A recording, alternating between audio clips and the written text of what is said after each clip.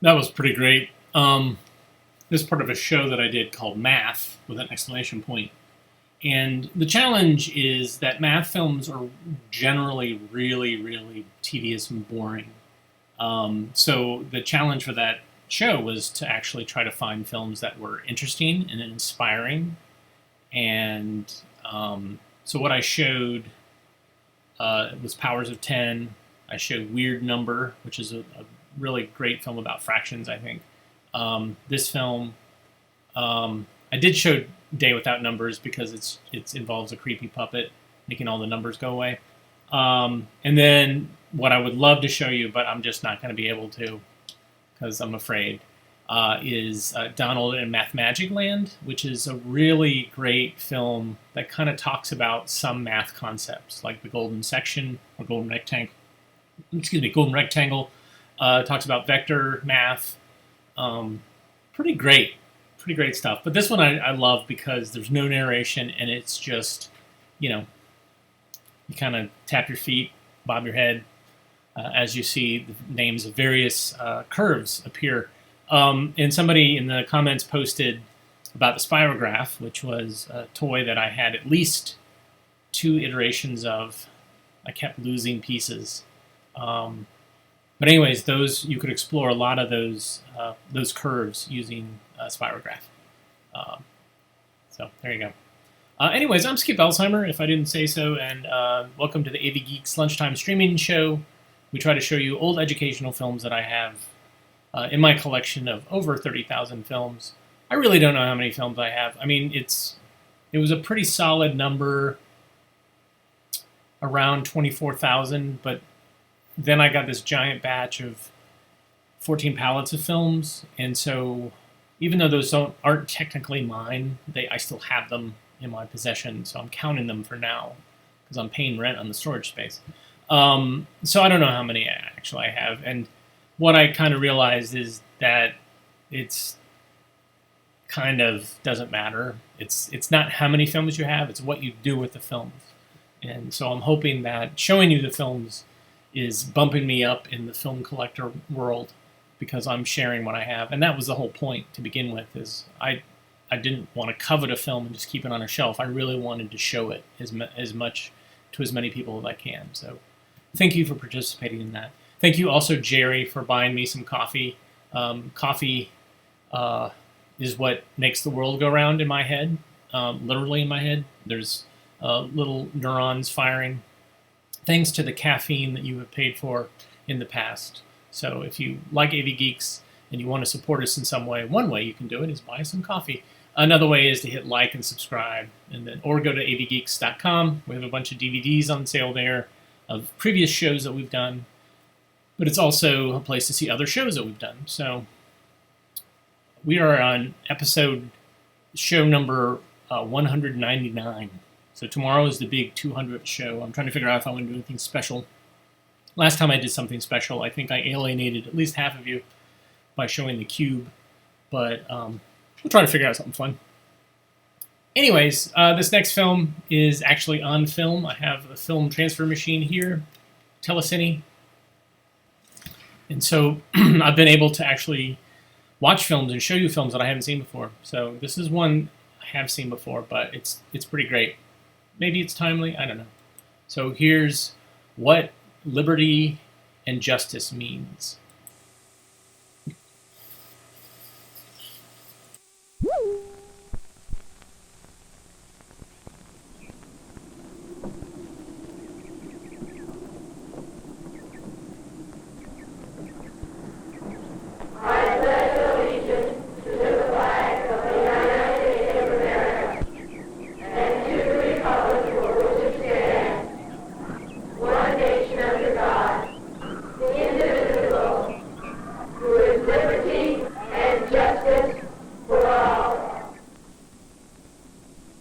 With liberty and justice for all. Perhaps you say these words quite often. Do you really know what they mean? Liberty. What does liberty mean to you?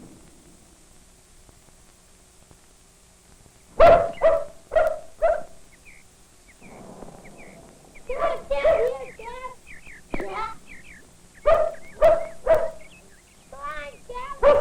Liberty means to be free, free to do what you want.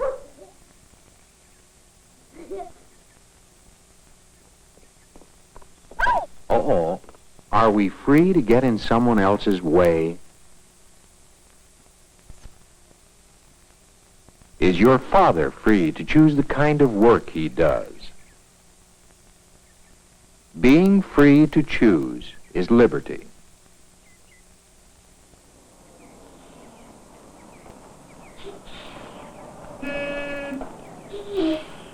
Did your family choose the place you live? How many different kinds of houses people live in.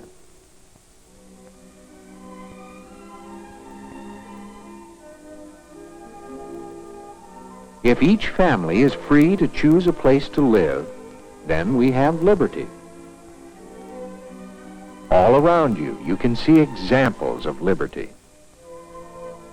In the stores, we're free to choose the things we buy and where we buy them.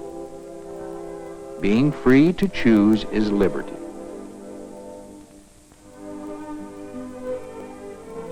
In your own community, you can see churches and temples of many different kinds.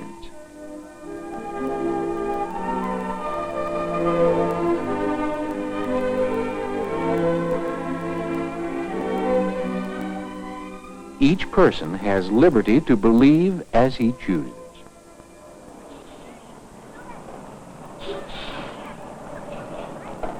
What about school? What does liberty mean here?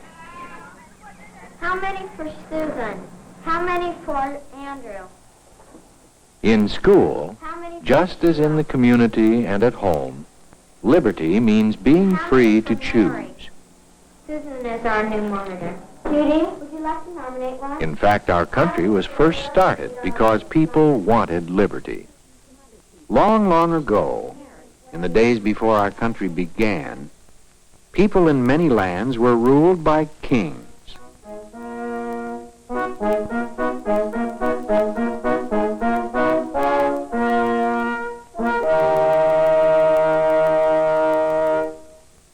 Sometimes a king was unfair, for some kings told their people where to live and what kind of work they must do.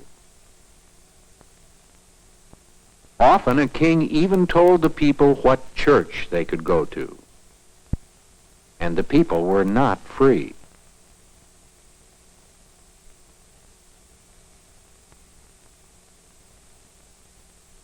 And so some families left their homes to move to a new land, far across the sea.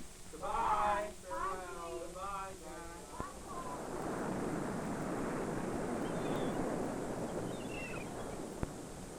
The name of the new land was America.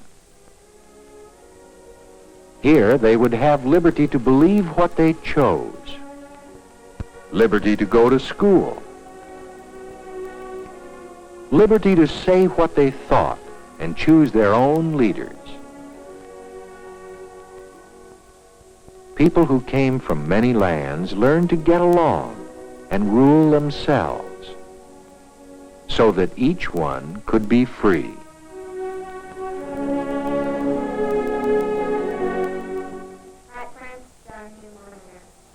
And so we too must learn to rule ourselves. And sometimes that isn't easy. Just watch. Let's start the game. Come on, let's go. I'm up. I'm up. Come on, let's play. I'm up. I'm up. I'm up. That doesn't matter. I tried to pick. What happens when each person tries to get his own way? Does anyone have liberty now?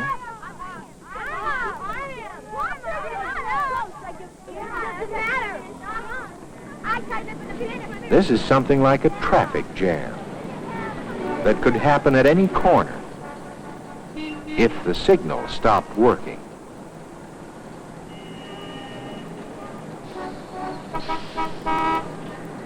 How do you get things moving again? I got a suggestion. Now look.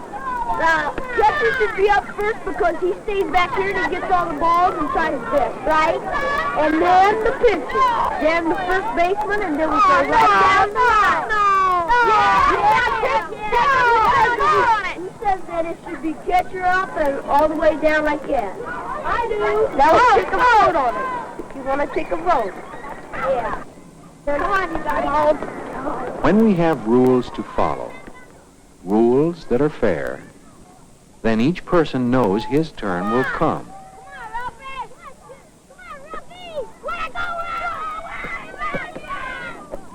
It's the same in the community. We have fair rules so that each person can be free.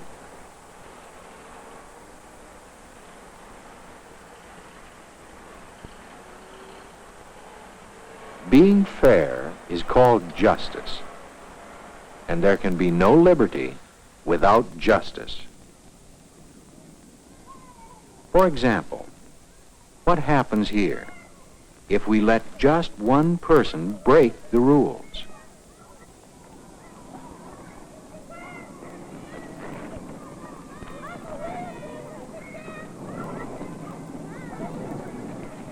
No butting in.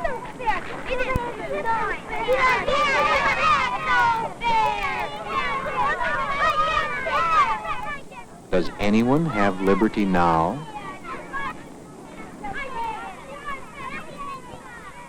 Being fair is called justice. Chris, go to the end of the line. And when you stand up for justice, you help to keep your own liberty.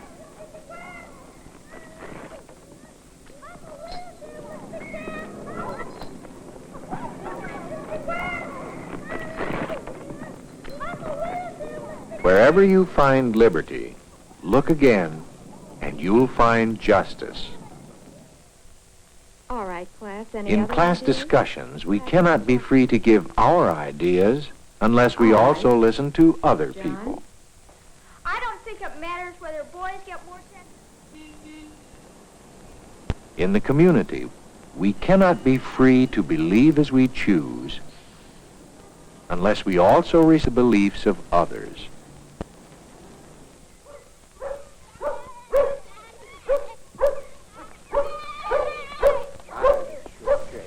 Think how many kinds of liberty we enjoy, and how each one depends on being fair. And can you be yourself unless there is liberty and justice for all?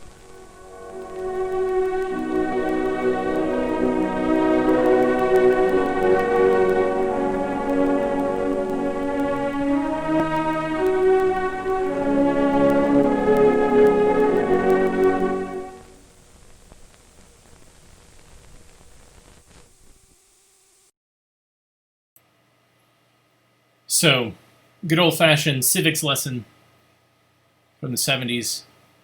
I won't say anything else. Just leave it at that. What I will say is this next film, I want to say thank you, William. Now I'm going to punish you for the coffee that you just gave me by showing a mime film. This film has mimes in it. Get ready. Mimes are ninja clowns, so brace yourself. It's short, but it's necessary. This is called Guessing Game.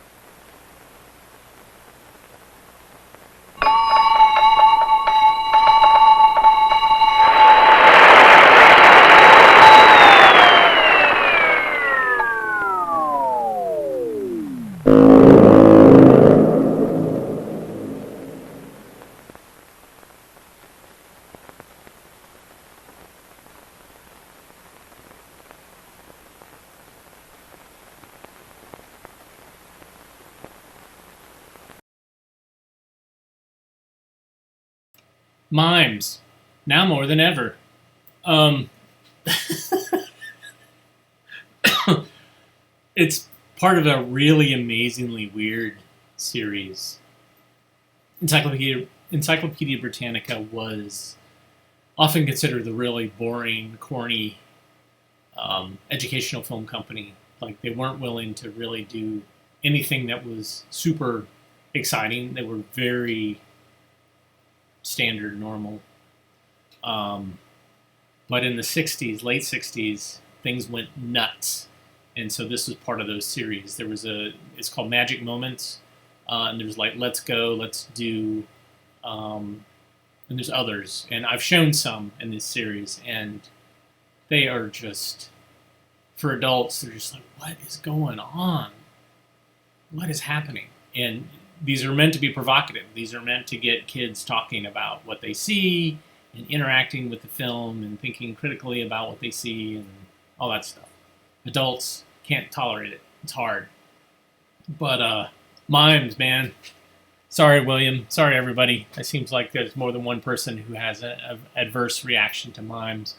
But we have to desensitize ourselves to get back what we lost. This is one of the things that we've lost from the 70s. We had bell bottoms, we had hair, the beards, we had all this other going back to the 70s and 80s, but we have not had a reemergence of mimes. And I think we have lost something because of that. All right, there's my soapbox. This next film is a Brigham Young University film about relationships and marriage and stuff like that. And like many of the films, it's a question. Are you the one? So this is a film that explores a couple maybe a couple of couples, to see is the person they matched up with, are they the one? Are they the good one? You know, I don't know.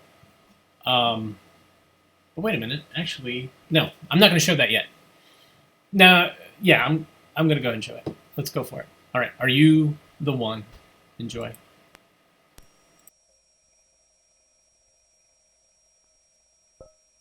How can I ever know? Will there forever be moments magical? Are you the one for me? I wish I knew. I need your love to be my light, my whole life through. I wish I knew.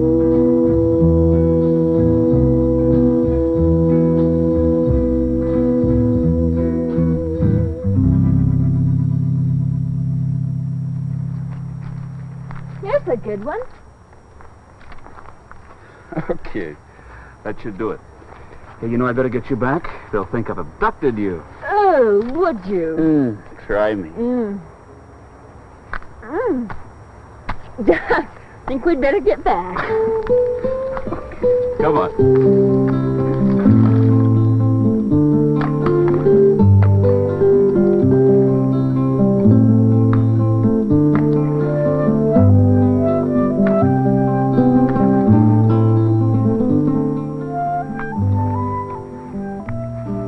Hey, look, Marilyn. 12 years they've been married and they're still on a honeymoon. Gee, that's great. I hope I can have a marriage like that. Could I see your necking license, please? Have some marshmallow sticks. Hey, did that walk bring back your appetite, Doug? Here's another sandwich. No thanks, you keep it. She'd have me as big around as I am tall. Oh, you can just thank me that he's alive today. You know, when he first started boarding with us 3 years ago, he was the most lean, hungry-looking student the campus had ever seen. And then Shirley went to work on him. And like with everything else she does, she was a rousing success. Well, thank you. Hey, kids, come on over here. Marshmallow time. I knew that in There, one for each of you. There Look, you how go. about some for you? Thank Hey, how about us? Well, here you go. Gee, this is fun. Thanks a lot for inviting us. I'm glad you could come. We sort of like to demonstrate the joy of family life as often as possible. You sure do a good job of that. Doug never stops talking about you two. Well, he couldn't have a better example than Michael. Mama, my marshmallow's on fire. Oh. And I hereby present him with a marshmallow. Speech! Thank you, thank you.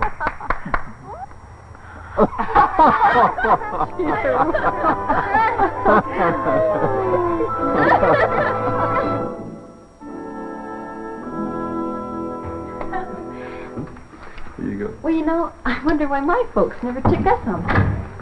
Oh, I don't know.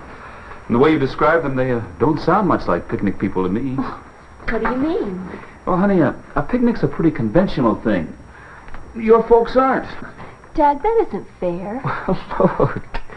Honey, it's nothing against your parents. It's just that they're different. Different from what? From my folks, for one thing. Your folks. Isn't everybody? Oh, now, what do you mean? Your father sounds like the closest thing I've ever heard of to Queen Victoria. Come on, how did we get on this? By your attacking my parents. Excuse me. I meant to attack their daughter. Nah! Oh, Doug. Queen Victoria didn't teach you much. Not a thing. Oh, wonderful. What's wonderful? Thinking of Doug, Esther, I really think this is it. You know what I think? We're going to be late for work if you don't get a move on. Hey, as of last night, I got it all figured out. What figured out? My marriage. Wyatt died. Oh. I'm sort of performing an autopsy in this marriage class I'm taking. Yeah? Well, I know now how good marriage can be, and I want to be ready for her when the chance comes again. I've been batting my brains to figure out what I did that was wrong, what he did that was wrong, what that driver did that was wrong. But when it comes right down to it, it's this. We just should never have gotten married in the first place. Oh? It was no good. It was just a lousy match. Of course, we were kids then. We didn't know what marriage was all about. But now at least I'm more mature. I think I'll be better able to judge. Well, weren't you in love with Bill? Love? Sure. If you mean, did he turn me on? Wow. But let me tell you something, sweetheart. Contrary to popular opinion, once the marriage knot is tied, making love is not your only occupation. But could you have known all this beforehand? All these differences? Sure, if I'd been smart. For instance, we went to visit his parents. They didn't like me, and I didn't like them. Felt out of place, huh? Like a pork chop in a synagogue. Gee, Doug and I haven't even met each other's folks yet. So far, we're neither one too impressed. And for another thing that bugged us. I didn't like his, and he couldn't. In fact, we never agreed on anything important. I guess the only thing we had going for us was sex. And even that can get to be pretty unsatisfying if nothing else is right. Well, just don't make the same mistake the second time. Right. And don't you make it the first time. Don't worry, Mama. Hey, how about this for the dance tomorrow night? Cute. The one for me. How can I ever know? Forever be moments magical. Are you the one for me? I wish I knew. I need your love to be my light, my whole life through. I wish I knew.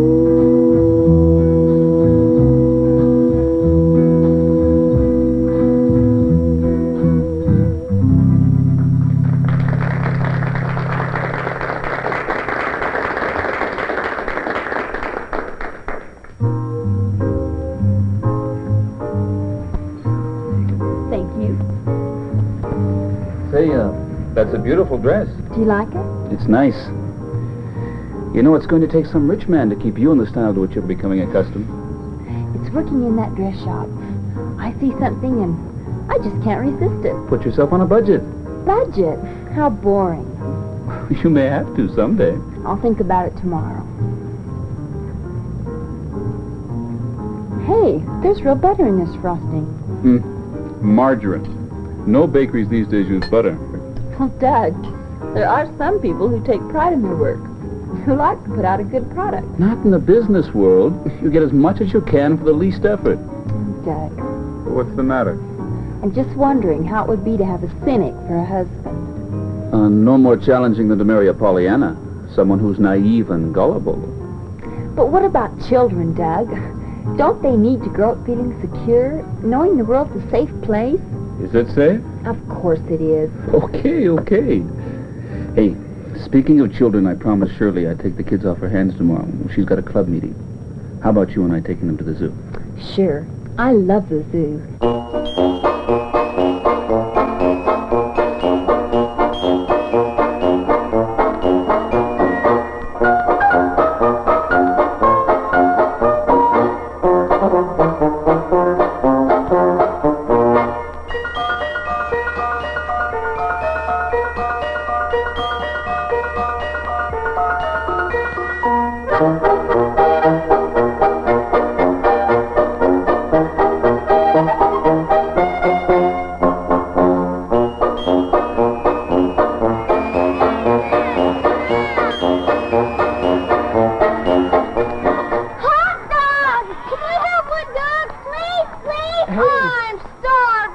You know what your mother said? Only the popcorn, huh? Ah, please! No?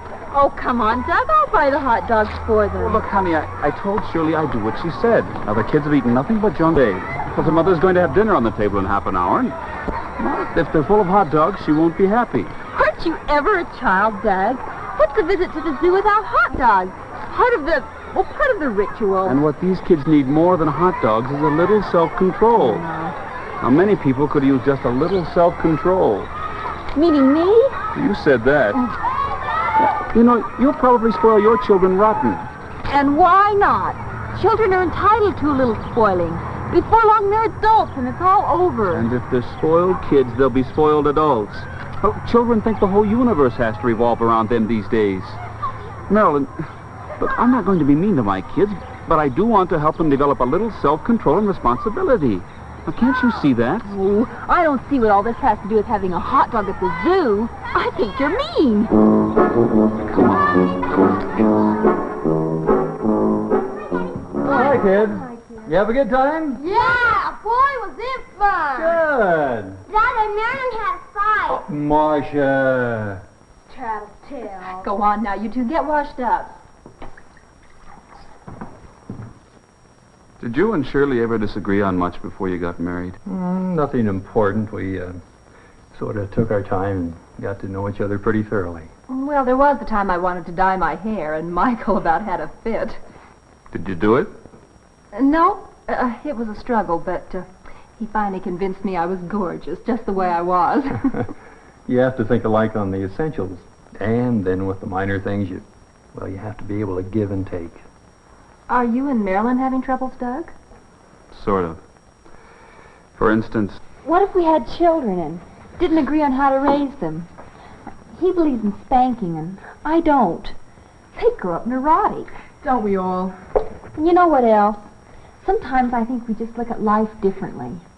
He thinks I'm gullible, and, well, sometimes I think he's a little bit cynical. Marilyn, why don't you come with me tonight? Where? My marriage class. This is exactly what we're talking about. How to find out if you're a good match. If you're compatible. And it's informal. We all just discuss things. Oh, I don't know. All that scientific stuff bores me. Besides, I don't want a marriage arranged by a computer. You'd prefer one arranged by your glands? Look, Marilyn, I don't go for the cold, calculating approach either. But this time around, I'm going to be just a little more intelligent about it. You know, an ounce of prevention is worth a pound of cure, and I got the pounds to prove it. Okay, why not? And hurry! So far, I've got a perfect attendance record for sitting right by the most eligible boy in the class. This morning I found a good comment on love and marriage. If of all words of tongue and pen, the saddest are it might have been, more sad are these we daily see, it is, but had not to be. You probably all know at least one marriage like this. We counselors see them all the time. People who, if they had been better matched, would have been spared a lot of grief and had much richer lives. Story of my Once life. in a while, much as you try to avoid it, mismatching will occur. Frequently, the couple involved just gets carried away by their emotions. Every marriage has both positive and negative elements. And the more compatible two people are, the more positive their marriage will be. Now, we've already mentioned temperament. What are some other compatibilities? Needs. For instance, my mother needed, she really needed to belong to every social club and committee there was around. Or thought she needed? One year, she was president of 3 women's clubs. We nearly starved that year. And she was always after Dad to try for this or that. Even wanted him to run for a county office. Drove him nuts. He couldn't have cared less about all that. Well, another compatibility that's important is role conceptions. And believe me, on this one, I know what I'm talking about. Well, last year, I was engaged to a boy who wanted a wife to be a housekeeper, a cook, and a babysitter. He wanted to make all the decisions, and I was supposed to wait on him hand and foot. Before long, I realized that this setup wasn't for me. But would this boy be a good mate for another girl? Well, sure. He'd be okay for a girl who wanted to settle for that. Now, that's an important point. Someone who isn't the best match for you might be quite compatible with the next person. Any other compatibilities? What about values? Like, how do the two of you look at life? Look at people? Feeling the same about religion, family size, leisure time? Like my folks, for example. They could never agree on how to spend money. Mom would have bought books all the time, books and paintings. And if he could have, Dad would have had a dozen sports cars. Money. That's a tough one. Gosh, with all these things to worry about, it's a wonder anybody's married. I know. But remember, needs, values, etc. are just the specifics we can point to in discussing compatibility. There's something else that governs the way people get along, a kind of overall personality reaction. You have to tiptoe around in your relationship. Do you embarrass each other? Or are you comfortable enough together to air your troubles without feeling rejected? Are you honestly proud of each other? If so, you can be flexible enough to adapt and to help each other grow. So, how do you get answers to all these things? Run your date through an IBM machine? Not your date, just your data. As a matter of fact, there are some things you can do to get to know your prospective mate better. Things we too often ignore.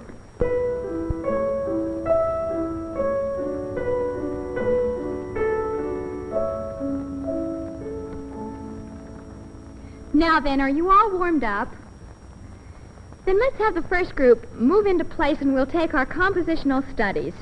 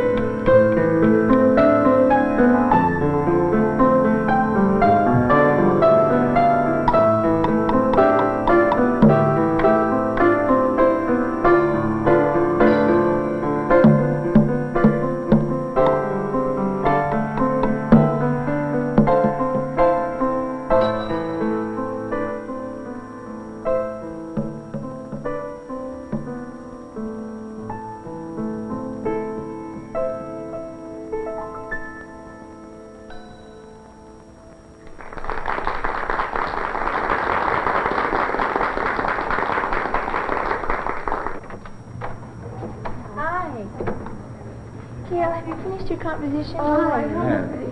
How'd you like it? It was interesting. You hated it. Well, no, I didn't. 15 good-looking girls in black leotards. How could I hate it? I'm not sure I understood it, but...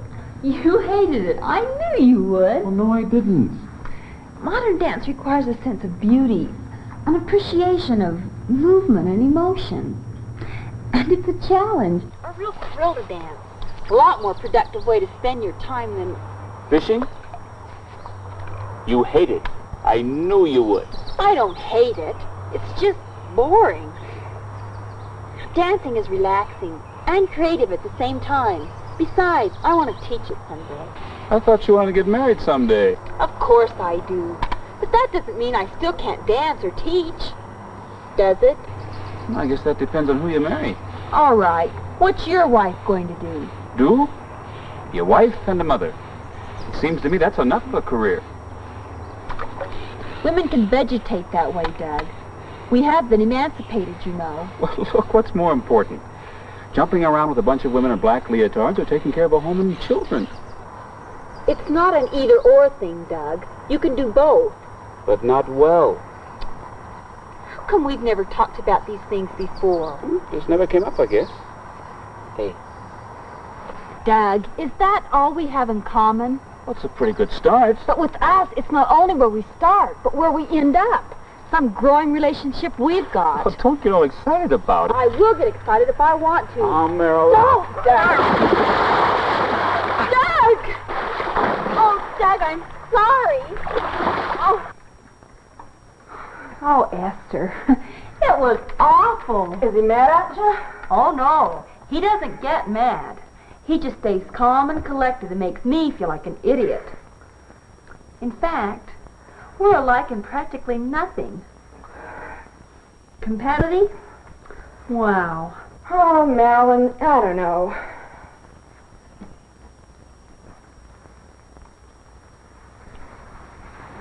This is going to sound pretty square, but maybe it's better to find out now than later, huh? But Esther, I don't want to break up with him. I love him. I think. What do you mean, I love him? Sure, you melt when you're in his arms, but what else? One day, he'll be a 70-year-old man.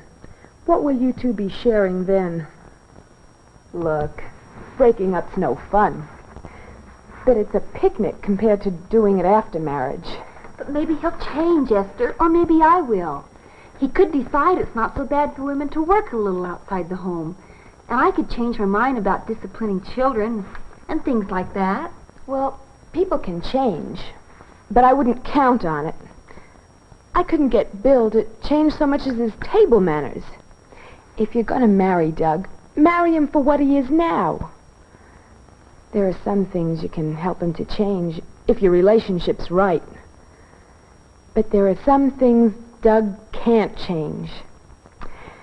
And there are some things you can't change either.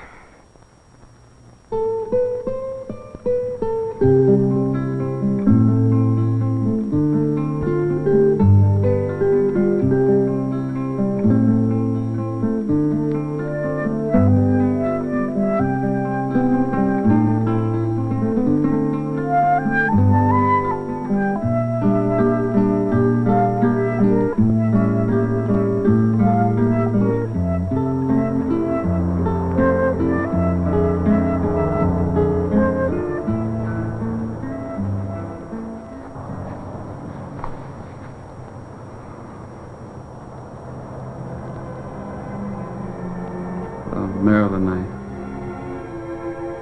I think maybe we hadn't better see each other for a while anyway. I know.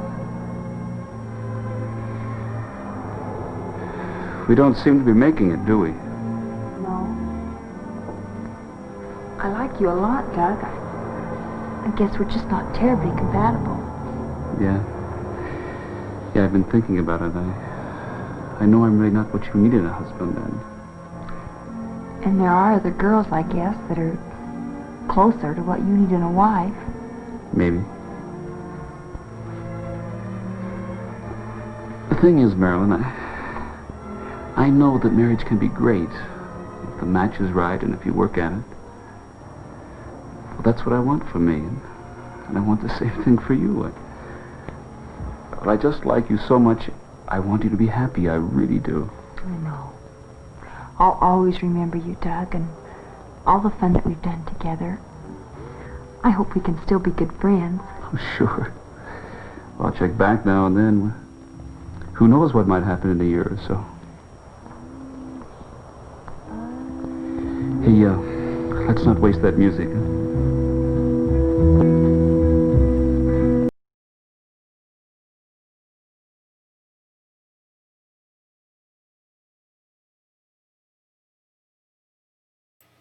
So the rule of thumb, as some of you pointed out in the comments, is if there's a relationship or dating film that's a question, the answer is always no. So, should I marry outside of my faith? No. Am I ready for marriage? No. Are you the one? No. Mm-mm. So, no spoilers there, but that's kind of what happens.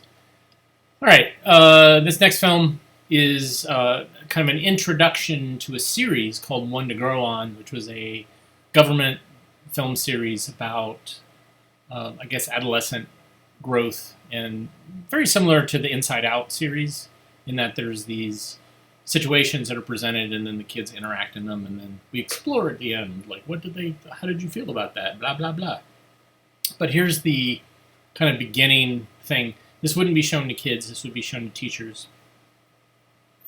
So here it is. One to Grow On, prologue.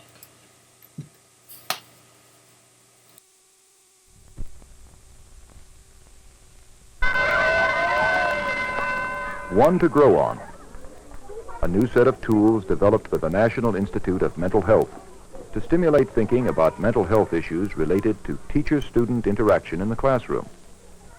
The idea for this program grew out of the basic concern of parents, teachers, and mental health workers for helping the student in the process of personal growth. A teacher who is sensitive to the young person's needs, feelings, and interests, and who understands his own potential as the shaper of classroom experiences, can provide important help.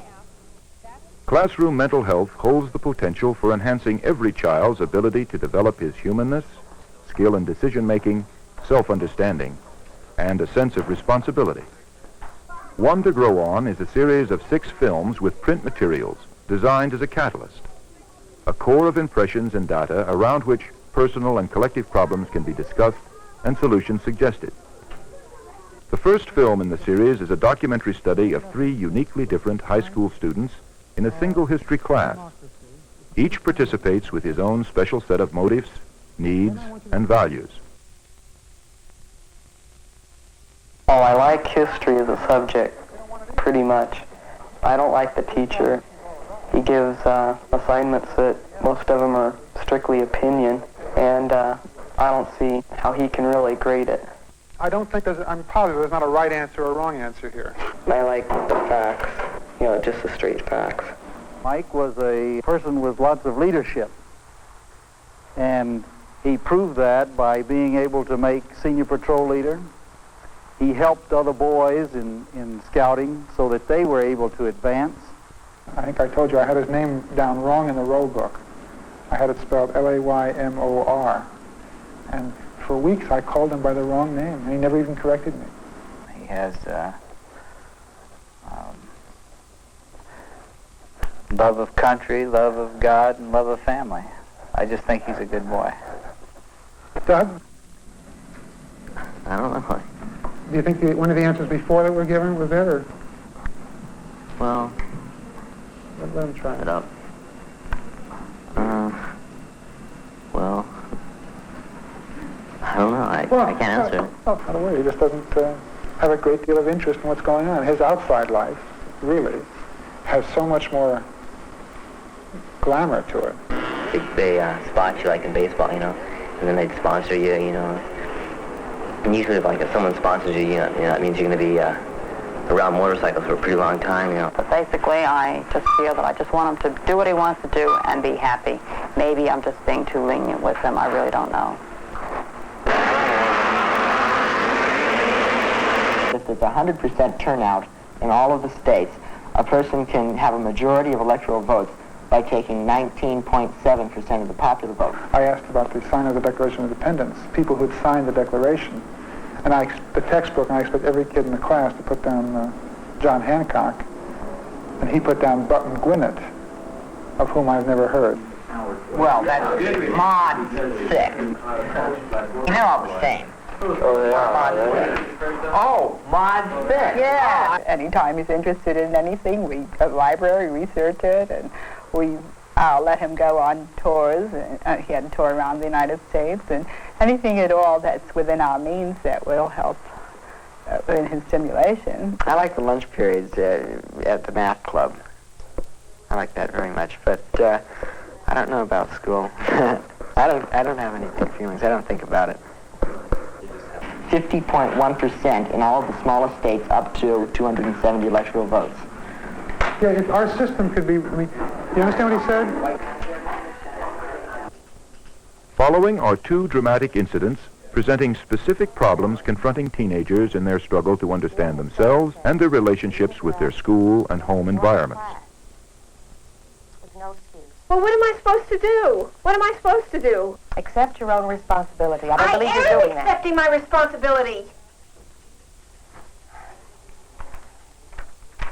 I don't believe that, sir. I'm going to suspend you. Take this into the outer office, fill it out, take it home, and have your parents sign it. I'll go to that class you think before my you're gonna- parents will ever find out. Do you understand? This would destroy them. Maybe I can do something. I'll try. We let Sarah get away with this. We'd be setting a very dangerous precedent. We can't assume responsibility for the child's actions. Now, the problem was all solved last Friday, and I can assure you that she's promised me, and I trust her, and she will go to class regularly from now on.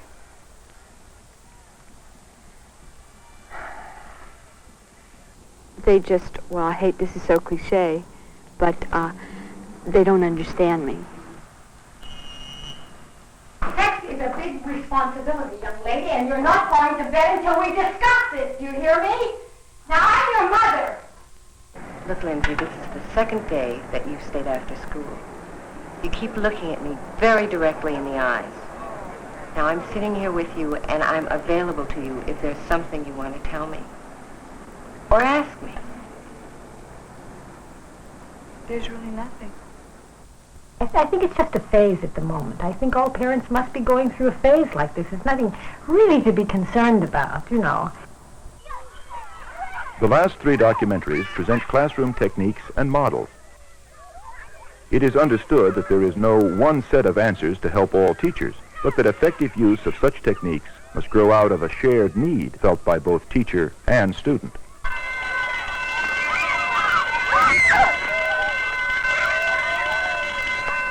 I've been teaching for 15 years, and I find that my classroom is much less structured now than it was when I first started teaching. Well, as a result of the class meetings, I think I listen to the needs of the children more. I did, too. Come up here, Maury, and show us exactly what happened then. I do like that.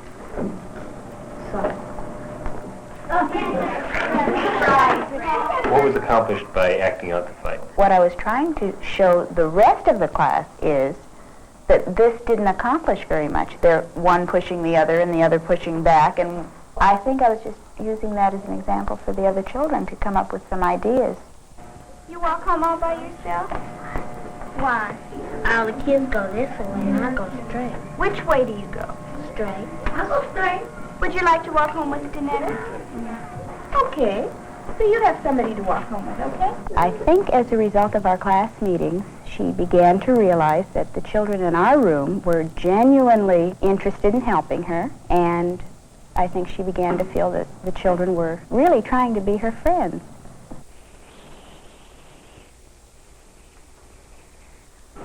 Since I'm blind, and you know you can't put up your hands today, you couldn't last time, but you did figure out a way of getting my attention by saying something like, oh, or just say my name. You can say my name. Say Mr. Leonzo. Any of you remember one of the things we talked about that you do when you teach somebody else something? One of the things you have to do? What did you do to the eat? You dropped it. We did discuss that you had to control yourself because you might get a little bit frustrated, right? The person didn't learn what you wanted them to. What is it?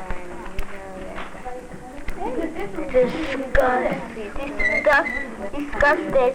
What if the person doesn't learn something the same way you want to teach it? Oh! Somebody back there. Well, you have to teach him the way that they do it because, like, things might have changed and they might have done it a different way. The baby dinosaurs were hatched from eggs. It's a baby dinosaur and it's a regular dinosaur. You are such a good reader.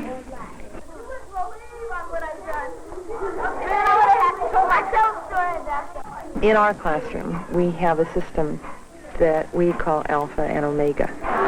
My work is worse than this. The children in Omega plan their day more or less. The children in Alpha do not plan their day. They must go along with our plans. Being an Alpha means there's a schedule in the wall and that your time is structured for you. What do you want for yourself as a member of Alpha? Get into Omega. A child in Omega can plan their own day for the most part, realizing they have certain obligations. Every day, everybody writes down what they did, and they put it in their book. Because I give it, if like spelling's not down, then we know we have to do spelling. For a child to learn self-direction is the most important thing, because if they don't have that, then we're brainwashing children. They've got to be able to go their own learning way. More time is spent with children and parents by teachers than by any other professional group. In many instances, the teacher is representative of the community for the child.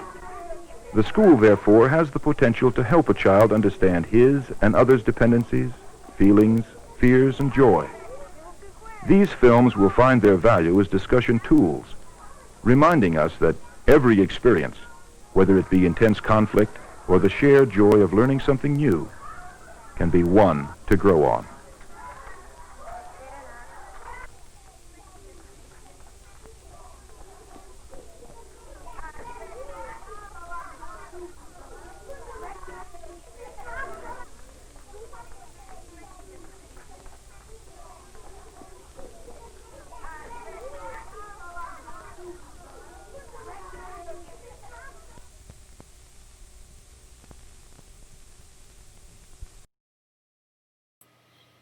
So it's a teaching tool for teachers to kind of say, like, hey, this is what's in this series. And I have a couple of those in that series. I have Sarah, at least. The other ones I need to kind of follow up. But National Institute of Mental Health, NIM, as in Mrs. Frisbee and the Rats of NIM. So that's NIM.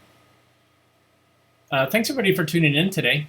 I'm sorry that I punished you with mimes, but not really. I think it's time for us to start working through our mime problem, because they have so much to teach us. Thank you for coffee. Coffee is always great, and it keeps us awake, etc. You can hit like or subscribe or follow or whatever. We'll be back tomorrow. Tomorrow is our 200th episode. So we've been done 200 of these since middle of March, since when the pandemic started shutting things down and I moved into my basement to start showing things. So some of you have been along for the ride for the very beginning, and I very much appreciate that. It's nice. It's almost like you're my workmates. Excuse me, workmates, where we hang out at lunch, kind of goof off, then we go back to work. So I appreciate that. Thank you, workmates, lunchmates, film watching mates. It means a lot. And so tomorrow's a good milestone. And we're just going to keep going because I got a lot more films to go. So everybody have a good rest of the day.